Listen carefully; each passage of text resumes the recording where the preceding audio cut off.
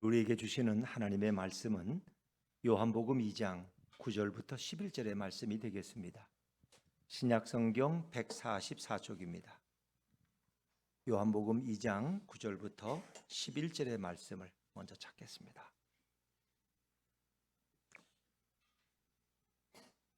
요한복음 2장 9절부터 11절 말씀을 저와 여러분이 한 절씩 교독하겠습니다.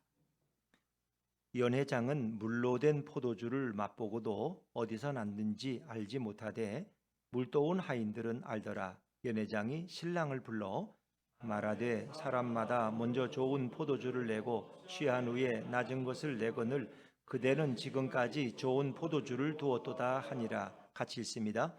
예수께서 이 첫 표적을 갈릴리 가나에서 행하여 그의 영광을 나타내심에 제자들이 그를 믿으니라. 아멘. 할렐루야. 네, 오늘 은혜 자리에 나오신 여러분들 환영하고 축복합니다. 오늘 부활절 둘째 주일입니다만은 하나님의 말씀을 또 생각하면서 함께 은혜 나누기를 원합니다. 제가 지난 한 주간 워드 바이 하트 세미나를 다녀왔는데, 물론 이번 주도 가겠지만, 그래서 워드 바이 하트 세미나에 가면 이번에는 창세기부터 계시록까지 구약과 신약의 말씀을 섞어서 하는데, 오늘 제가 지난주에 이제 배운 말씀들은 주로 요한복음 2장, 3장, 4장이에요. 그래서 1년 전에 한번 여러분에게 발표했던 기억이 나지만은 한번 이것을 프리젠테이션이라 그러죠. 여러분에게 하나님 말씀을 전하는 그런 시간을 먼저 갖고 또 말씀을 나누도록 그렇게 하겠습니다. 이것은 제가 발표하는 것은 쉬운 번역입니다. 개역개정을 여러분 가지고 있지만 쉬운 번역으로, 그리고 100%는 아니고 중요한 부분들만 해서 한 75% 정도 제가 발표한다고 생각하시면 되겠습니다.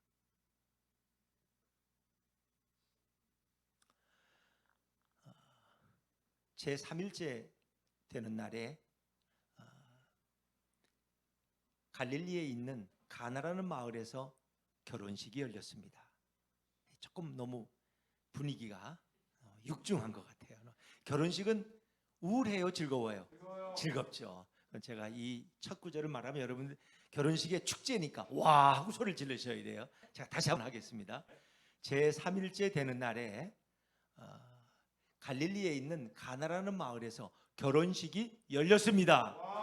네.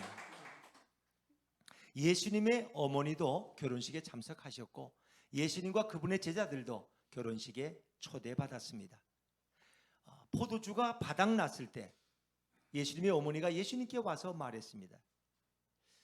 이 집에 포도주가 다 떨어졌구나. 예수님께서는 어머니를 향해 말씀하십니다. 어머니, 왜 이런 부탁을 저에게 하십니까? 아직 제 때가 이르지 아니했습니다. 그때 예수님의 어머니는 하인들을 불러서 그분이 무슨 일을 시키든지 그대로 행하거라 라고 당부해 두었습니다. 그 집에는 돌로 만든 돌 항아리가, 물 항아리가 6개가 있었습니다. 근데 그 항아리는 유대인들이 정결 예식에 사용하는 항아리들이었습니다. 그 항아리 하나는 물 2-3동이를 담을 수 있는 정도의 그릇이었습니다. 예수님께서 하인들을 향해서 이 항아리에 물을 채워라 라고 말씀하셨습니다. 하인들은 열심히 물을 채워서 항아리마다 가득 채웠습니다. 이제 예수님이 말씀하십니다. 자, 이제 이것을 떠서 잔치를 주관하는 연회장에게 갖다 주어라. 하인들이 떠온 물을 연회장이 맛보았을 때 그 물은 이미 포도주가 되어 있었습니다. 연회장은 그 좋은 포도주가 어디서 났는지 알지 못했지만 물을 떠온 하인들은 알고 있었습니다. 연회장은 신랑을 불렀습니다. 그리고 이렇게 말합니다. 사람들은 보통 처음에는 좋은 포도주를 내놨다가 손님들이 술 취해버리면 값싼 포도주를 내놓거든. 그런데 이 집은 지금까지 가장 좋은 포도주를 보관하고 있었네요 하면서 신랑을 칭찬했습니다. 예수님께서는 갈릴리 가나에서 이 첫 번째 표적을 행하심으로써 그분의 영광을 나타내셨습니다.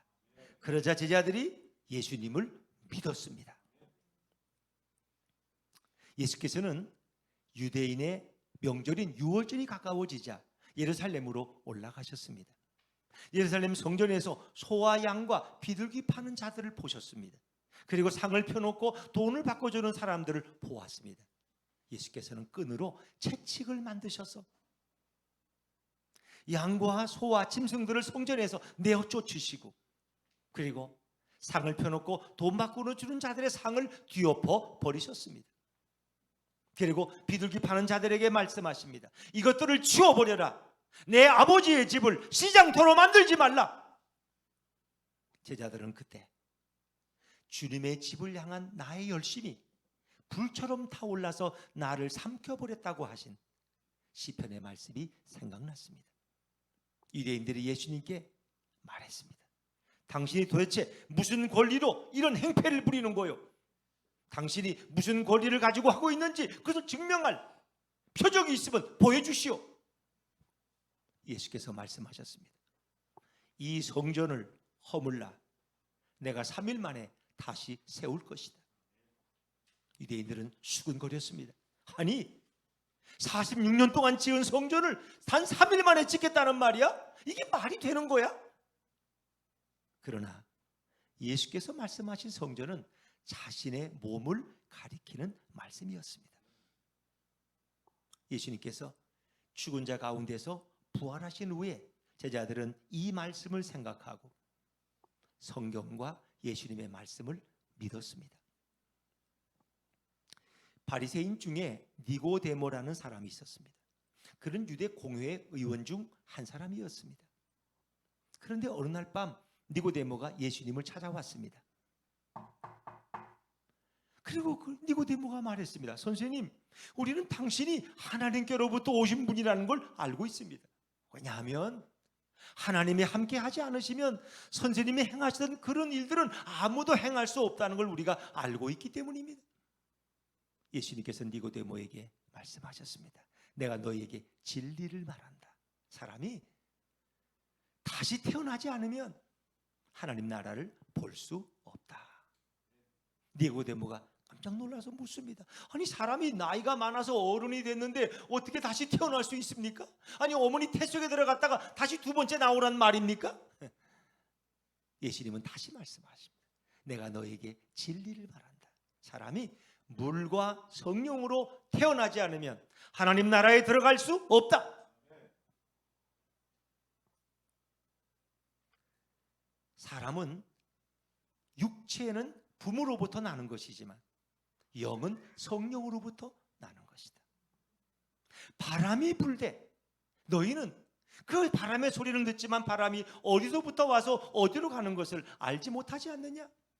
내가 다시 태어나야 한다고 말한 것에 대해서 놀라지 말아라. 니고데모가 말했습니다. 아니 어떻게 이런 일이 일어날 수 있겠습니까? 예수께서 말씀하십니다. 내가 너에게 진리를 말한다. 너는 이스라엘의 선생이 되어서 이런 것도 이해하지 못하느냐? 우리는 아는 것을 말하고 본 것을 증언한다. 그러나 너희들은 우리가 증언한 것을 받아들이지 않았다. 우리가 세상의 일들에 관해서 말했는데도 너희가 믿지 않았는데 어찌 하늘에 관한 일을 말한다면 너희가 어찌 믿겠느냐? 하늘에서 내려온 자 곧 인자 외에는 아무도 하늘에 다시 올라간 자가 없다. 모세는 광야에서 뱀을 높이 들었던 것처럼 인자는 들려야 한다. 이것은 그를 믿는 자마다 영생을 얻게 하기 위함이다. 하나님이 세상을 사랑하셔서 그의 아들 독생자를 주셨다. 이제는 누구든지 그 아들을 믿는 자마다 멸망하지 않고 영생을 얻게 하려는 것이다.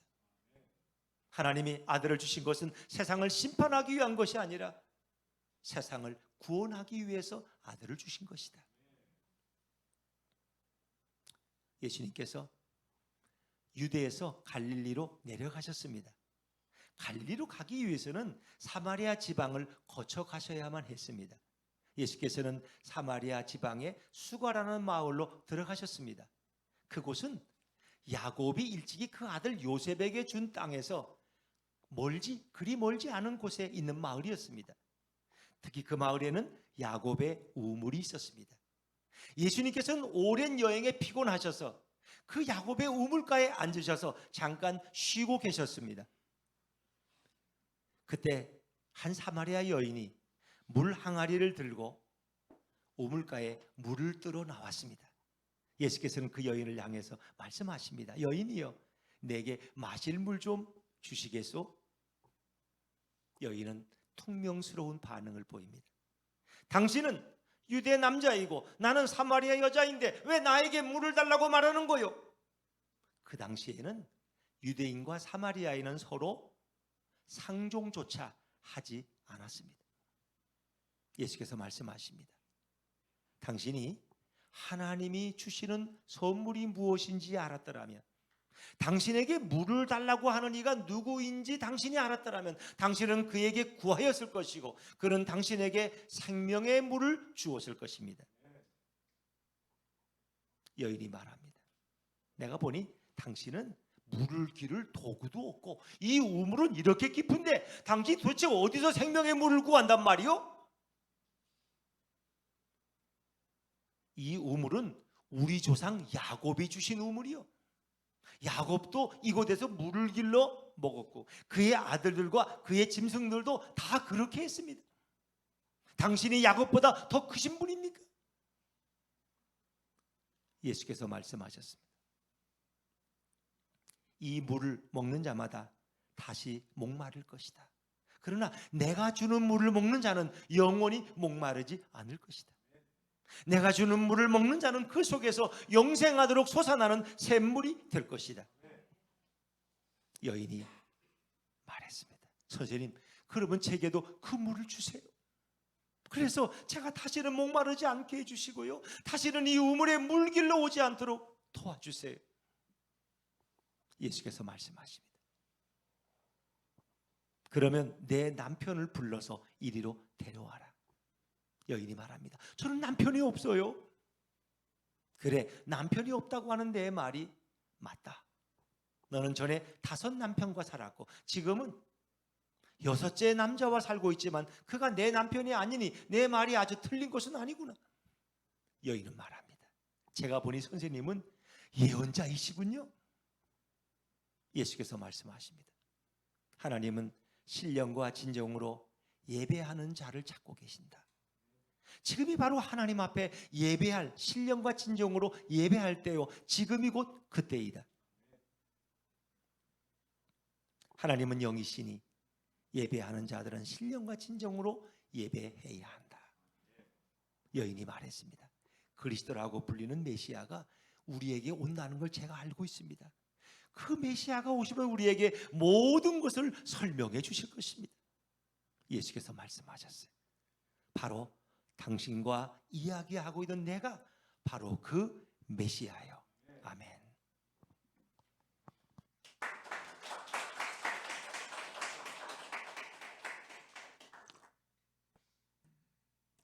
네, 요한복음 2장, 3장, 4장을 조금 전체는 아니지만 뒷부분은 좀 빼고 그렇게 제가 발표했습니다만은 요한복음은 다른 공관복음과는 조금 다르다는 거 아시죠?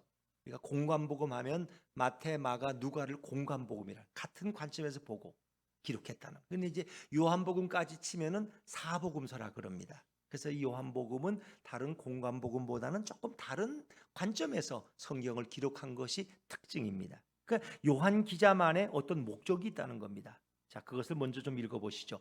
요한복음 20장 30절부터 31절 말씀을 자막해서 한번 읽어볼까요? 같이 읽어봅니다. 시작.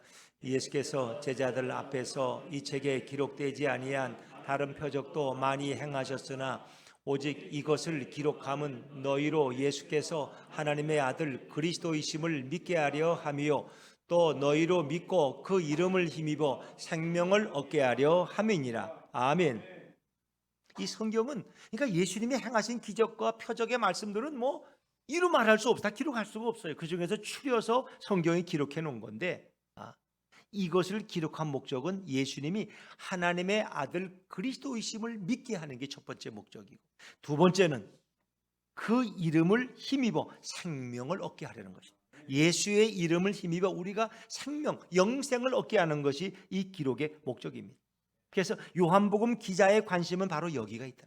예수가 그리스도이시다. 예수 그리스도, 예수가 그리스도이시고 그분이 우리의 메시아고 그리고 그분을 통해서 생명을 얻게 되는데 관심이 있습니다. 특별히 제가 읽은 2장에서는 갈릴리 가나의 혼인잔치, 그리고 성전을 청결케 하신 성전 정화 사건, 3장에서는 니고데모라는 유대의 공회의원이 예수님을 만나서 변화된 이야기, 4장에서는 사마리아 여인이, 목마른 여인이 정말 12시에 난 12시에 물을 기르러 오는, 이런 정말 다른 생활 속에 스며들 수 없는, 왜? 남들로부터 지탄과 손가락질을 받는 게 싫어서, 왜? 남편이 6번째니까. 그래서 그런 아무도 없는 12시 태양이 쨍쨍 내리쬐는 시간에 물 길러 오는 이 불쌍하고 이 정말 안된 여인, 그 여인이 예수님을 만나서 변화된 이야기를 담고 있습니다. 자, 먼저 우리가 2장의 혼인잔치 스토리를 다시 한번 좀 이렇게 회상하면서 설명해 드리고 싶어요. 예수께서 공생애를 시작한 지 3일째 되는 날에 갈릴리 가나에서 결혼식이 열렸죠. 예수님과 그분의 제자들도 초대를 받고 참석했어요. 자, 근데 항상 즐거워야 될 잔치에는 뭐가 필요하냐? 포도주가 필요해. 포도주가 없으면 흥겨움이 사라지고 기쁨이 사라진다는 유대인의 속담이 있어요. 그들은 포도주를 연하게 해서 물처럼 먹지만 우리의 감주처럼, 그것은 흥을 돋구는 아주 가장 적절한 거예요. 근데 유대 가면 포도원을 너무 많이 해. 포도 농사가 잘 돼요. 그래서 그것을 가지고 포도주를 만들어서 그들은 먹는 거예요. 그걸 이제 하나의 음료로 먹는 거죠. 왜냐하면 먼 길을 갈 때 이렇게 그냥 물을 담으면 이게 다 물이 부패해요. 며칠 지나면. 그건 습기가 많기 때문에 덥고. 그런데 포도주는 가죽 부대에 넣으면 그게 변하지가 않아요. 그래서 그 포도주를 많이 그들이 음료로 이용하는 거예요. 자, 그런데 이 집에 포도주가 떨어졌다. 포도주가 바닥난지라. 이거는 뭐예요? 삶의 위기예요. 기뻐해야 될 잔치집에 찬물을 끼얹는 그런 공포 같은 일이 탄생된 거예요. 근데 예수님의 어머니 마리아는 아마 그 집 주인과 좀 안면이 있었던 것 같아요. 그래서 그 문제를 가지고 예수님께 왔어요. 근데 예수님은 좀 퉁명스럽게, 어머니 그런 걸 왜 나한테 부탁합니까? 아직 저희 때가 이르지 않았습니다. 난 이 집에 손님으로 왔는데 왜 그런 것까지 저에게 부담을 주십니까? 하면서 뭔가 거부하는 것처럼 하지만 마리아는 어찌 보면 싱글싱글하면서 예수님을 믿었던 것 같아요. 아마 우리 예수님께서 뭔가 이 문제를 해결하리라는 기대감이 있었던 것 같아요. 그래서 하인들을 불러서 그분이 무슨 일을 시키든지 그대로 행하거라, 하나도 빠짐없이 그대로 행하라는 거예요. 우리는 이것을 마리아의 복음이라 그래요. 그러니까 예수님이 말씀하시면 그대로 우리가 지키면 되는 거야. 뭐 예수 믿는 건 어려운 게 아니야. 그게 마리아의 복음이야. 그대로만 하라는 거야. 따지지 말고. 그래서 종들은 순종하게 되죠. 결국 그 집에는 돌 항아리 6개가 있었다. 그것은 이제 정결례식, 손을 씻고 발을 씻는데 사용하는 그 물 항아리 6개에 물을 가득 채우라고 예수님이 말씀하셔요. 왜 돌 항아리가 6개였을까? 하필이면 7개면 안 되나? 왜 6개예요? 6개는 완전수예요? 불완전수예요? 불완전수예요. 7이 완전수예요. 그러니까 뭔가 그 물 항아리라는 것은 율법과 율례를 가리켜, 의식들, 이런 것은 뭔가 온전한 구원을 이끌지 못해요. 온전한 은혜로 우리를 이끌지 못해요. 뭔가 불완전한 거예요. 그것이 하나님이 7일 동안 천지를 창조하시고 마지막 7일째 쉬셨기 때문에 6일이라는 것은 불완전한 거예요. 7일 안식일이 돼서야 완전수가 되는 거예요.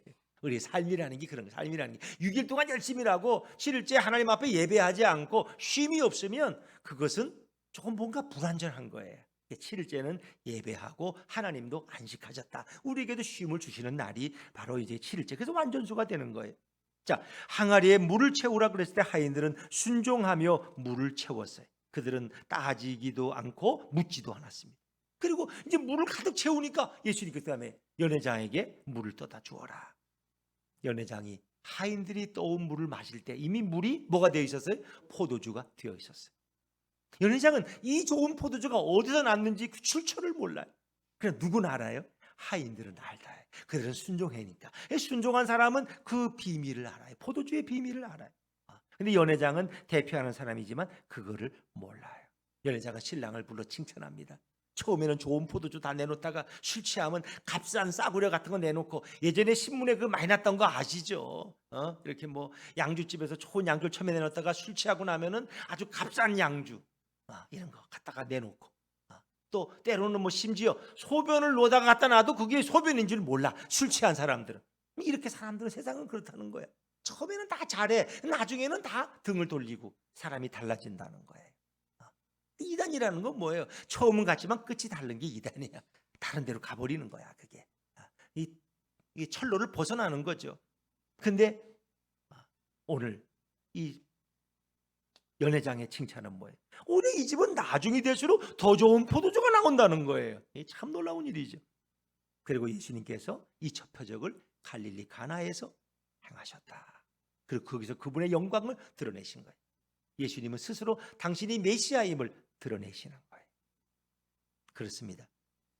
제자들은 예수님을 믿게 되었어요. 아마 처음에는 그냥 위대한 선지자쯤으로 알았는데 그 표적을 보고 제자들은 이분이 정말 놀라우신 분이구나. 이분이 정말 하나님의 아들이 맞는가 보다. 그들의 믿음이 조금씩 성장하기 시작했어요. 사랑하는 여러분, 오늘 이 성경에는 표적이라는 말이 등장한다는 거 아시죠? 11절에 보니까 이 첫 표적을, 첫 번째 표적이 있으면 두 번째 표적도 있어요, 없어요? 세 번째도 있어요. 그래서 요한복음에는 7개의 표적이 나와요. 근데 이 표적이란 말은 기적과는 좀 달라요. 기적이나 이적은 미라클, 이게 능력을 행한 거예요. 근데 표적은 어떤 것을 가리키는 거예요. 그러니까 길가에 보면 표적이 있죠. 부영 5단지, 또 부영 4단지. 이렇게 표적을 따라가면 거기 이를 수 있잖아요. 이건 표적은 사인이라고 영어로 보면 사인. 어떤 것을 가리켜요. 그런 표적들은 뭘 가리키느냐? 예수님이 하나님이시고 예수님이 우리의 구원자고 예수님이 우리의 메시아임을 가르쳐주는 그런 기적들을 우리가 특별히 표적이라고, 그러니까 요한복음에서만 사용하는 용어예요. 다른 공간복음에는 이런 게 없어요. 이 요한복음만을 표적이라고 설명한다는 것입니다. 예수님이 바로 하나님의 아들이시고 그분을 믿으면 우리는 생명을 얻는 것을 이 표적을 통해서 우리에게 증거해 줍니다. 자, 첫 번째 표적, 요한복음 2장에 나오는 물이 포도주가 된 사건.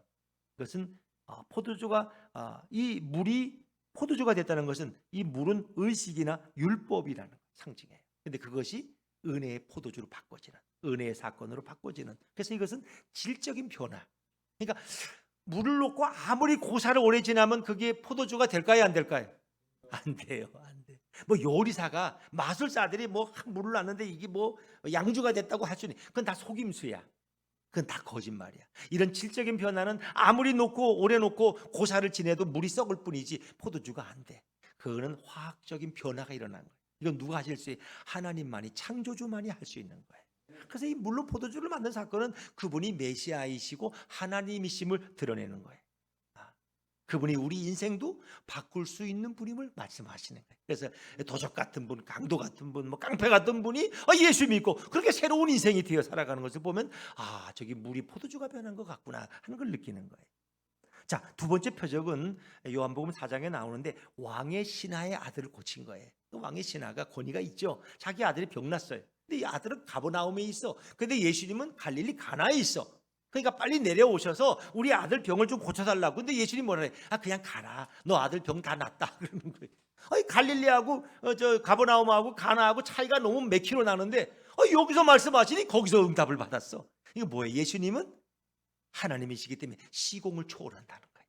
지금 여기서 말씀하시면 아프리카에서도 문제가 해결될 줄로 믿습니다. 이제 그분은 바로 하나님임을, 시공을 초월하는 분임을 말씀하는 거예요.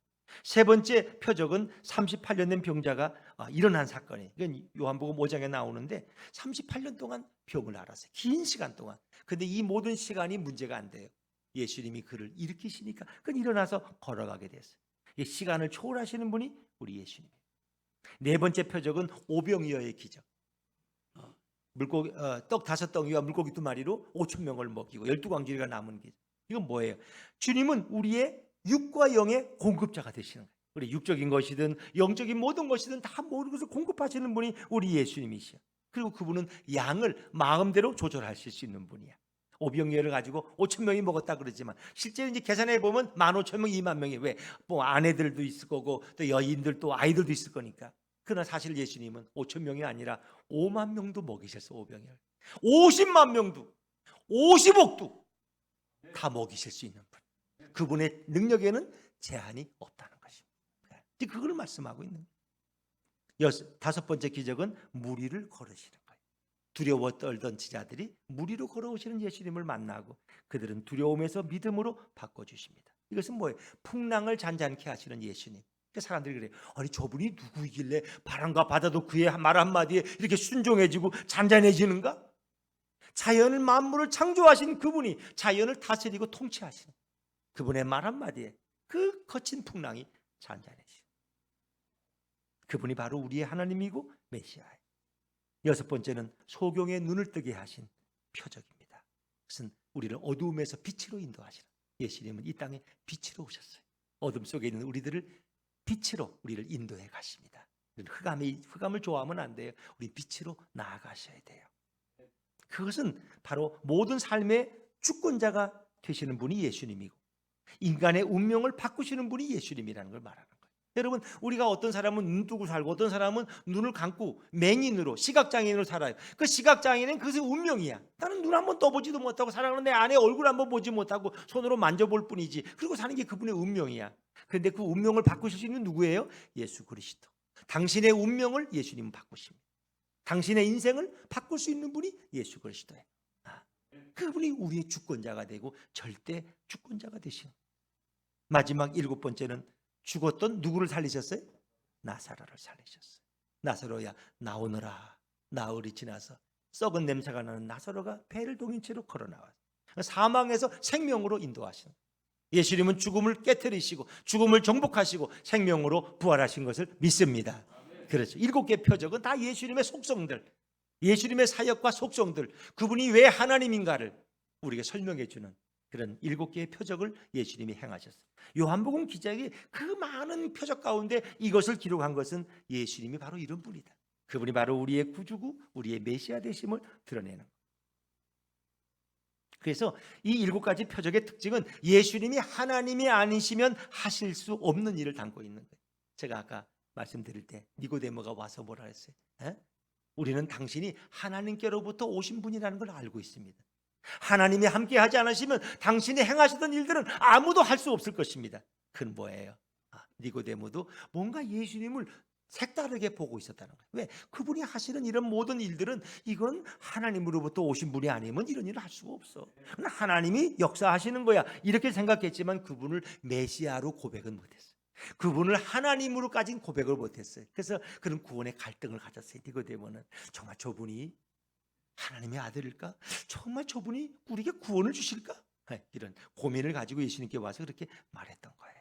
그래서 모든 표적은 예수님 자신이 자연 만물을 지배하시고 다스리시고 그리고 그분이 전능하신 하나님의 아들이시고 그분 자신이 하나님임을, 거룩한 신성을 가지신 하나님과 동등한 신적 속성을 가지신 분임을 우리에게 강력하게 증거해 주는 것이 모든 표적의 내용입니다.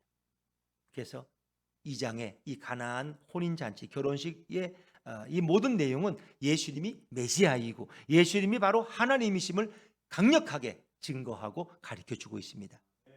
먼저 우리가 이 말씀을 좀 다시 한번 생각해 보면 여러분, 예수님을 초대하는 가정이 복이 있을 줄로 믿습니다. 그렇죠. 예수님이 그 집에 초대받으셨기 때문에, 예수님이 거기 계셨기 때문에 그 가정의 어려운 위기가 회복될 수 있었고 오히려 전화위복의 기회가 될 수 있었어요. 예수님을 모시고 살아가는 삶의 기쁨을 말씀합니다. 여러분, 근데 중요한 게 있어요. 예수님을 주인으로 모셔야 돼요. 예수님이 손님으로 계실 때는 아무런 일도 행하실 수 없어요.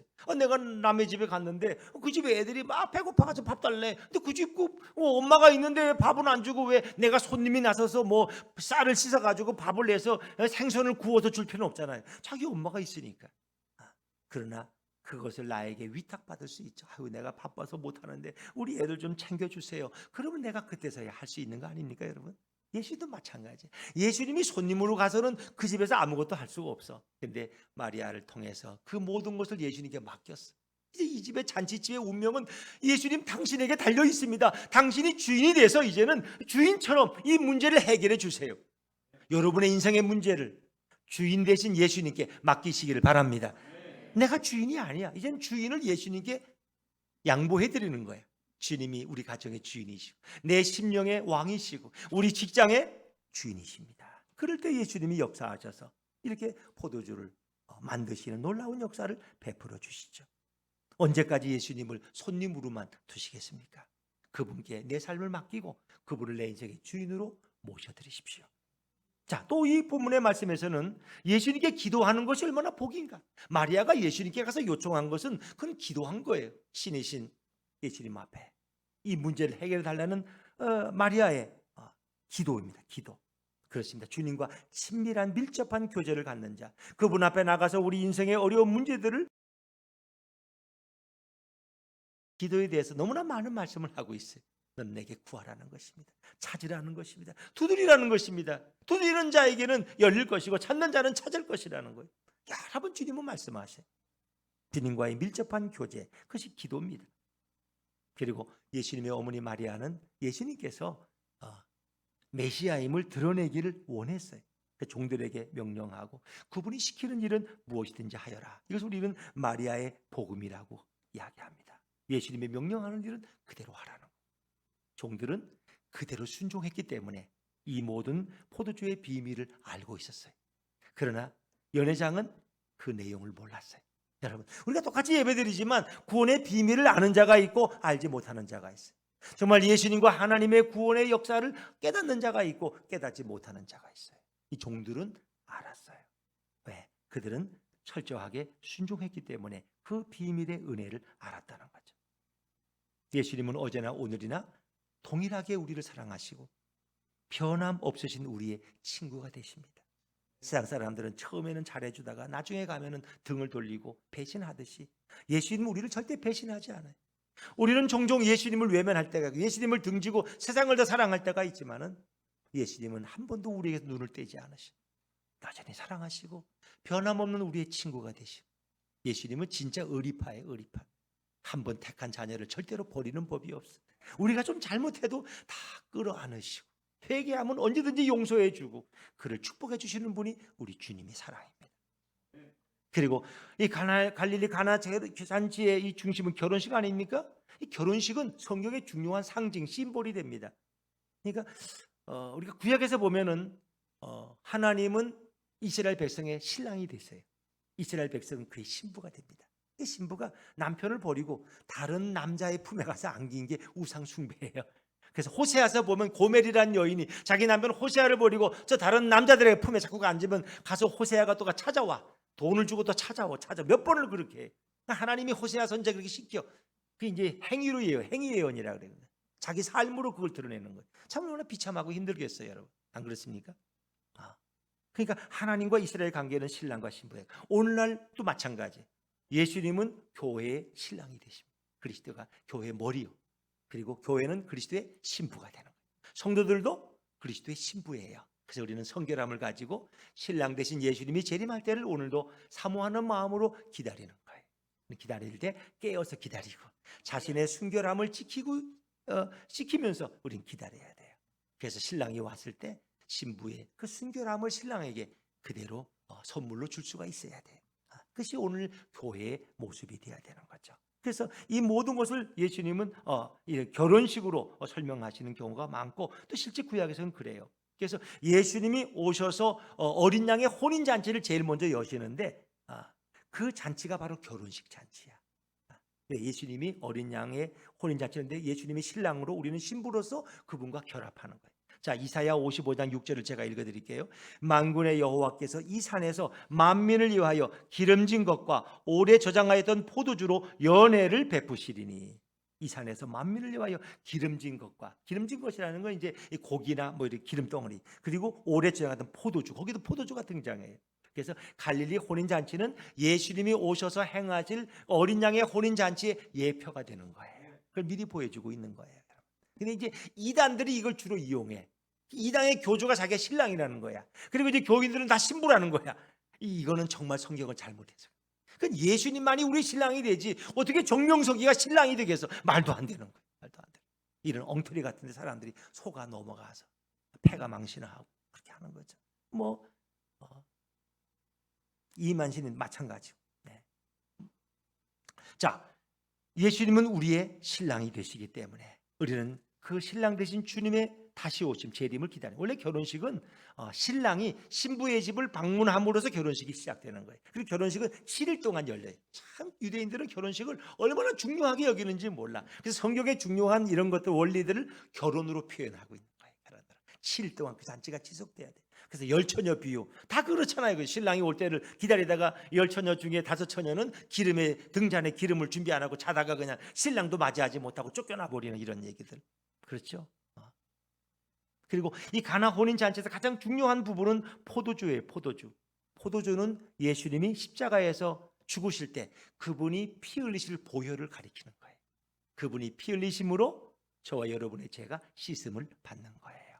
그리고 우리를 당신의 백성으로 영접해 주시는 거예요. 또 포도주는 예수님께서 마지막 만찬에서 나눠주신 떡과 포도주가 있죠. 그 언약의 피를 상징하는 거예요. 그러니까 참 요한복음 2장의 말씀은 많은 의미를 가지고 있어요. 그 사건 자체는 예수님이 메시아임을 드러내고 그분이 십자가에 달리셔서 우리를 위해 피 흘리실 것까지도 예비하고 있고, 그리고 예수님이 다시 오실 때 우리를 위해서 천국에서 우리를 위해서 큰 산에서 잔치를 베풀어 주시는데 그 잔치를 미리 우리에게 보여주고 있고 그 잔치집의 흥겨움을 회복시켜 주시는 거예요. 그러니까 우리 인생에도 이렇게 모든 것이 고갈되고 모든 것이 바닥난 현실이 있잖아요. 건강이 바닥났어, 재정이 바닥났어, 인간관계가 바닥났어, 모든 삶의 의욕이 고갈돼 버렸어. 그때 어떻게 해요? 우리 삶의 중심에 예수님이 들어오시면 그 모든 것이 회복되고 다시 풍요롭게 공급될 을 믿으시기 바랍니다. 바로 이걸 말씀하시는 거예요. 예수님이 만약 계시지 않았다면 그 집은 어떻게 됐을까? 손님들은 다 불평하면서 떠났겠죠. 그러나 예수님이 계심으로써 그 위기가 전화위복이 되고 더 좋은 포도주로 인해서 흥겨운 잔치집이 되었어요. 우리 삶도 마찬가지. 예수님을 모신 삶은 바로 그럴 수 있다.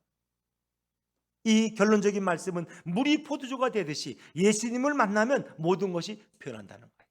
물이 포도주로 변하는 이 화학적인 변화처럼, 질적인 변화처럼 우리 삶에도 변화가 일어날 수 있다. 영국 옥스퍼드 대학교의 신학 과목 시간에 시험 문제에 이런 문제가 출제됐습니다. 예수님이 물을 포도주로 바꾼 기적의 종교적인 의미에 대해서 서술하라, 이런 문제였어요. 학생들은 고심하면서 열심히 시험지 한 장 두 장 막 써내려가고 있는데 한 학생은 그냥 이렇게 명상만 묵상만 쓰지도 않고 묵상만 하고 있어. 교수가 와서 아니 자네는 왜 안 쓰는 거야? 그랬더니 그냥 싱그리 웃고는 안 쓰는. 그랬더니 마지막에 한 줄을 딱 써놓고 나가는데 그 뭐라고 썼느냐? 물이 주인을 만나니 얼굴이 붉어졌더라. 물이 주인을 만나니 얼굴이 붉어졌더라. 어려워요 너무? 박지원 지단이 너무 어려웠다는 얘기인데 집에 가면 찾아보세요. 물이 그 물을 창조한 창조주신 주인을 만나니 물이 얼굴이 붉어져서 포도주가 되었다는 얘기죠. 그러니까 창조주를 만나는 이 주인을 만난 사건이 얼마나 중요하냐, 그 이제 핵심을 찌른 거죠. 그래서 그 점수가 그 시험 답지가 최고의 점수를 받았다 그러는데 그 사람이 누구냐? 영국의 낭만파 시인 조지 거든 바이론의 일화라고 합니다. 물이 주인을 만나서 얼굴이 붉어졌더라. 그래서 포도주로 붉게 변했다, 그런 얘기죠. 여러분, 예수님을 만나면 물이 포도주가 되듯이 여러분의 인생도 변할 줄로 믿습니다. 아니, 변하고 있을 거예요. 그래서 예수님 만난 사람들은 다 변했어. 니고데모도 변했어. 그런 구원의 갈등을 가지고 예수님을 찾아왔지만 그런 한밤중에 예수님을 찾아왔어요. 야, 한밤중에 왜 하필 찾아왔을까? 이 대낮에 오지. 한밤중이라는 것은 뭐예요? 그건 마음이 불안했다는 거예요. 그 마음에 뭔가 의심이 가득, 구원의 의심, 다음에 혼돈이 가득 찼다는 거예요. 이 밤을 의미하는 거예요. 그리고 그는 다른 사람들의 눈을 피해서 아무도 보지 못하는 시간에 밤에 은밀히 예수님께 왔겠죠. 왜? 자칫하면 사람들이 자기를 비판할까 봐. 너가 갈릴리 예수한테 가서 뭘 배우려고 거기를 갔느냐? 너는 유대 공회의 의원이, 율법사가 왜 거길 찾아가느냐고 비난받을까 봐 한밤중에 왔던 거죠. 근데 그런 예수님에게서 아주 귀한 진리를 깨달았어요. 자, 요한복음 3장 5절과 6절 말씀 자막에서 한번 읽어볼까요? 요한복음 3장 5절과 6절. 네, 같이 읽죠. 시작. 예수께서 대답하시되 진실로 진실로 내게 이르느니 하나님의 나라에 들어갈 수 없느니라. 육으로 난 것은 육이요 영으로 난 것은 영이니. 아멘. 그래서 제가 아까 이렇게 발표할 때는 육은 부모로부터 나는 것이고 영은 성령으로부터 난다고 제가 좀 더 쉽게 설명드렸죠. 또 물과 성령, 물이라는 것은 씻는 거야. 죄의 회개. 예수를 만나면 죄가 회개. 내 과거를 회개하고 예수님께 나가야 돼. 또 성령이라는 것은 하나님의 위로부터 주시는 하나님의 역사, 성령의 역사. 그러니까 물과 성령이라는 건 한마디로 말하면 예수님으로 다시 태어나야 된다는 거예요. 여러분의 인생에 예수님을 주인으로 모시고 그분을 내 삶의 주인으로 고백하고 그분께 나는 순종하는 인생이 되는 거예요. 그게 예수님으로 다시 태어나는 인생이에요. 그것을 니고데모는 깨닫게 되는 거예요. 예수님이 십자가에 달리셨고 십자가에 달리신 그분을 내가 믿고 받아들임으로써 내가 이제는 구원을, 하나님이 우리에게 예수님을 통해서 멸망시키려는 것이 아니라 구원을 주시려는 것을 깨닫고, 그는 거기서 구원을 선물로 받게 되죠. 그리고 니고데모는 그 밤에 변했어요. 어떻게 변했을까? 요한복음 7장 50절, 제가 읽지는 않습니다만은 요한복음 7장 50절과 50절에 보면 이제 공회원들이 모여서 예수님을 막 비난해. 저 예수를 죽여야 된다고 막 그럴 때 이 니고데모가 용기를 가지고 일어나요. 그리고는 그 사람이 죽일 증거가 어디 있느냐? 율법은 증거도 없이 사람을 죽이려고 합니까? 하면서 예수님을 변호하기 시작해. 그 니고데모가 확실히 변한 거야. 자기를 드러내기 시작했어. 자기를. 그리고는 요한복음 19장 가면은 예수님의 장례식을 치를 때, 아리마대 사람 요셉의 묘실에 예수님을 장례할 때 이 니고데모가 많은 것을 가져와서 예수님께 장례식을 도왔어요. 요한복음 19장 39절 말씀, 우리 자막에서 한번 찾아볼까요? 요한복음 19장 39절 시작. 일찍이 예수께 밤에 찾아왔던 니고데모도 몰약과 침향 섞은 것을 100리터라쯤 가지고 온지라. 이 몰약과 침향은 엄청나게 비싼 것들이라는 거 아시죠? 근데 이 100리터가 어느 정도 될까? 이걸 주석을 찾아보면 32kg야. 여러분, 향이 1kg도 아니고 32kg면 얼마나 많겠어요? 그거는 뭐 수백억에 해당되는 액수예요. 근데 그것을 주님 앞에 장례식을 위해서 다 내어드렸어요. 그러니까 뭐 엄청난 헌신이죠. 그거는. 그러니까 니고데모가 완전히 변했어요. 그리고 니고데모나 아리마대 사람 요셉은, 사실 아리마대 사람 요셉은 빌라도에 가서 예수님 시신을 달라 그랬고, 자기 묘실에, 그리고 니고데모는 거기 협력했고, 그래서 그들은 공회원들로부터 미움을 받았을 것이고 배척당했다는 이런 전설적인 얘기들이 있어요. 그래서 그들이 그것 때문에 많이 핍박을 받았다. 그러나 그로 인해서 그들은 천국에서 가장 큰 상급의 주인공들이 된 줄로 믿습니다, 여러분. 니고데모가 변했어요. 예수님을 만나니까 변하는 거예요. 사마리아 여인, 그래요. 그 여인이 물들어 왔던 야곱의 우물, 물을 두고 매일 와도 매일 목마름은 해결되지 않아요. 남편을 바꿔봐도 그 남편들은 바로 야곱의 우물과 같은 거예요.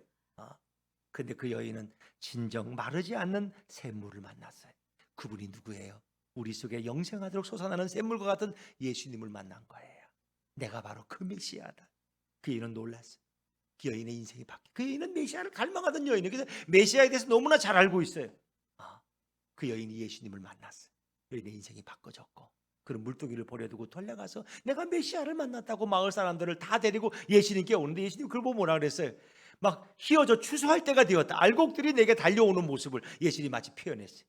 제 아들이 시내 마을에 가서 먹을 걸 구워가지고 왔는데 나는 배고프지 않다. 너희가 알지 못하는 양식이 있다는 거야. 수많은 영혼들이 예수님께 오니까 예수님 배도 안 고파 이제는. 그냥 그게 예수님의 양식이야.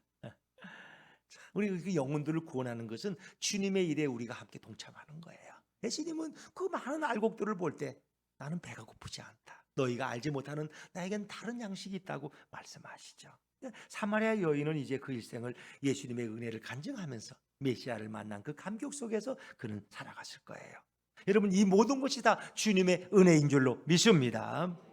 그래서 예수님은 이 두 사람을 만나길 원했어요. 사실 예루살렘에서 유대에서 갈릴리로 내려가는 길은 여러 가지예요. 대부분 유대인들은 돌아가. 사마리아 지방은 재수 없어서 글로 안 지나가. 왜? 그들은 더러운 땅이고 오염된 땅이고, 그들은 아수르인들과 피를 섞은 혼혈인들이기 때문에 유대인으로 인정을 안 해요. 사마리아인들은 옛날에 북왕 이스라엘 사마리아 땅이지만 그 인정 안 해요. 근데 예수님은 일부러 사마리아를 지나가신, 그리고 수가성에 들어가셔서 그 여인을 만나 기다리고 계셨던 거예요. 그 여인을 찾아가신 분이 우리 예수님. 여인이 올 때를 기다리고 계셨던 우리 예수님이 이미 알고 계셨어요. 그리고 그 여인을 만나 주셨고, 여인에게 친절하게 설명하셨고, 여인의 인생을 바꿔주신 분이 우리 예수님. 예수님. 그리고 니고데모가 예수님을 찾아온 것 같지만 사실 예수님은 니고데모가 올 것을 이미 알고 계셨어요. 대문을 열어놓고 등을 켜놓고 니고데모를 기다리고 계셨어요. 그리고 니고데모가 왔을 때 그에게 진정한 거듭남의 진리, 다시 두 번째 태어남의 진리를, 영적인 출생의 비밀을 알려주셨어요. 니고데모는 진정 십자가에 달리신 예수님을 바라볼 때 내가 믿음으로 구원받는 것을 깨달았어요. 그의 인생이 서서히 변화되기 시작했어요. 그래서 예수님의 제자들도 처음부터 온전한 믿음을 가진 건 아니에요. 그들이 믿었더라 하는 말이 있지만은 그 믿음이 조금씩 자라가기 시작해요. 무슨 이슬 위에 옷이 젖듯이 그 믿음이 조금씩 자라가는 경우들도 많이 있어요. 그래서 온전한 믿음에 이르게 되죠. 이 모든 것은 주님의 은혜고 주님의 불러주신 은혜. 오늘 나를 찾아주신 예수님, 나를 기다려주신 예수님의 은혜가 얼마나 놀라운가. 그리고 나를 변화시키는 예수님, 물을 포도주로 만들듯이 내 인생을 바꿔주시는 그 은혜의 주님이 우리 옆에 있다는 것이 얼마나 감사한 일입니까? 어떤 분들은 그래, 나는 아직 포도주로 안 변했어요, 나는 달라진 게 아무것도 없어요 라고 말할 수 있어요. 그러나 여러분들은 이미 달라지셨고 이미 달라지고 있고 앞으로 또 변화될 줄로 믿습니다. 만약에 여러분이 예수 안 믿었으면 지금하고 또 다른 모습 속에 있을 거예요. 예수를 믿었으니까 그래도 많이 달라지고 많이 변화되고 많이 새로워진 거예요. 앞으로 우리는 얼마든지 또 주님의 은혜 가운데 달라질 수 있어요. 사랑하는 여러분, 주님은 오늘도 그 일을 하기를 원하십니다. 예수님이 말씀하시면 모든 게 변해요. 우리 아이들 부르는 찬양 가운데 이제 예수님이 말씀하시니 물이 변하여 포도주 됐네. 예수님이 말씀하시니 물이 변하여 포도주 됐네. 예수님 예수님 나에게도 말씀하셔서 새롭게 변화시켜 주소서. 그렇죠. 예수님께서도 그것만 아니죠. 죽은 나사로를 살려내시고 바디메오의 눈을 뜨게 하시고 예수님 말씀하시니까 변화가 일어나는 거예요. 내 인생의 주인으로 예수님 모셔드리면 주님은 내 인생의 부족함을 채워주시고 나를 분명히 바꿔주시는 분이고 내 안에 기적을 행하실 분이 우리 예수님이에요. 자, 빌립보서 1장 6절 말씀 자막에서 한번 볼까요? 빌립보서 1장 6절입니다. 시작. 너희 안에서 착한 일을 시작하신 이가 그리스도 예수의 날까지 이루실 줄을 우리가 확신하노라. 그렇죠. 이미 우리 안에 선한 일을 시작하신 그분께서 우리를 만지고 계시고 우리를 인도하고 계시고 우리를 온전한 그리스도인으로 우리를 바꿔가고 계신다는 겁니다. 그렇습니다, 여러분. 비록 포도주가 바닥났 걱정할 거 없어요. 주님은 공급하시고 세워주시고 회복시키시고 풍성히 채워주시는 예수님의 생명의 역사가 날마다 우리에게 일어날 줄로 믿습니다. 어떤 분들은 그래요. 내가 좀 믿음이 생기려면 좀 기적을 좀 체험하면 좋겠어. 기적을 좀. 갑자기 천사가 좀 나타나든지 내 손에 좀 금덩이를 갖다 주시든지 내가 갑자기 부자가 되든지 내가 그런 기적을 보면 내가 이제 의심 안 해. 또 우리 박주연 집사님은 내가 갑자기 그냥 남부청에 지금 계장인데 내가 갑자기 경찰청장이 되면 내가 이런 기적을 보면 나 이제 의심 안 해. 이럴 수 있을 거예요. 근데 물론 주님은 그런 기적도 행하실 수 있어요. 얼마든지 기적을 행하셔요. 그런데 사실 우리가 살아가는 삶이 다 기적이라는 거예요. 제 어떤 아는 목사님이 그러더라고요. 자기는 자기 친구가 죽은 걸 봤대. 그 10분 동안 숨을 안 쉬고 죽어 있었대. 근데 응급대가 119가 와서 전기 충전기를 가하면서 살아났다는 거예요. 숨을 쉬기 시작했대. 그러니까 숨을 쉬는 게 뭐예요? 기적이. 죽었다 살아난 거예요. 그 친구는. 이 기적을 봤다는 거예요. 자기는 기적을. 그거예요. 또 바디메오는 눈을 감고 살았어요. 시각장애인이야. 근데 눈을 떴어 어느 날. 눈을 뜨니까 자기 사랑하는 아내도 보고 가족도 보고 이웃도 볼 수 있게 되었어. 이 기적이야. 눈뜬 기적. 여러분이 그런 기적을 원하세요? 잘못 기도했다가 눈이 또 감겨지는 수도 있어. 또. 눈 감기는 것도 기적이야. 눈 뜨고 살다가 그 기적인지 모르고 감사할 줄 모르니까 다시 눈을 감겨주시는 거야. 생각해 보세요. 여러분, 이것이 내가 숨을 쉰다는 그 기적 아닙니까? 살아있다는 증거예요. 여러분이 저녁에 주무시지만 아침에 눈을 떠요. 눈 뜨는 게 기적이지. 우리 날마다 눈을 뜨잖아. 그 숨을 쉬고 살아있는 게 기적이고 눈을 뜨는 게 기적이고 주님은 그보다 더 놀라운 일들을 오늘 우리에게 행하시고 우리를 만져주고 계세요.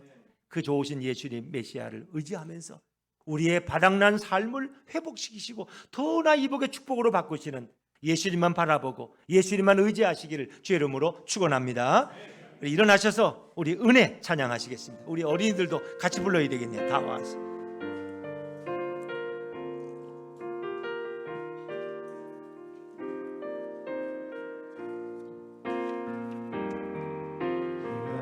두려웠던 모든 것들이 내가 지나왔던 모든 시간이 내가 걸어왔던 모든 순간이 당연한 것 아니라 은혜였소. 해가 뜨고 저녁에 노을 봄의 꽃이 향기와 가을의 열매 변하는 게 계절 모든 순간이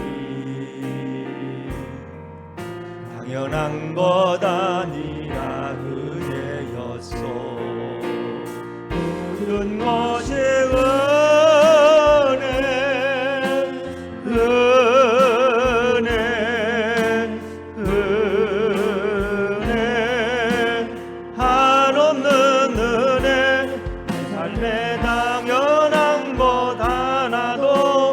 없었던 것은 모든 것이 은혜였소. 내가 이 땅에 태어나 사는 것, 내가 이 땅에 태어나 사는 것, 어린아이 시절과 지금까지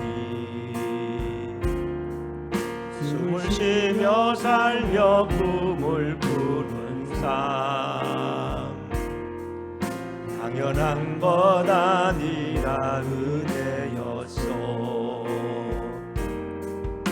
내가 하나님의 자녀로 살려 오늘 찬양하고 예배하는 삶,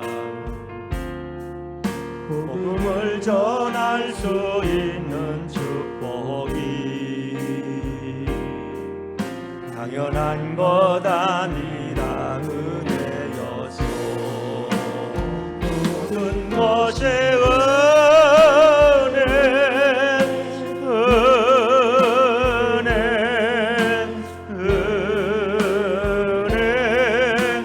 한없는 은혜. 내 삶에 당연한 것 하나도 없었던 것은 모든 것이 은혜였어. 모든 것이 은혜. 모든 것이 은혜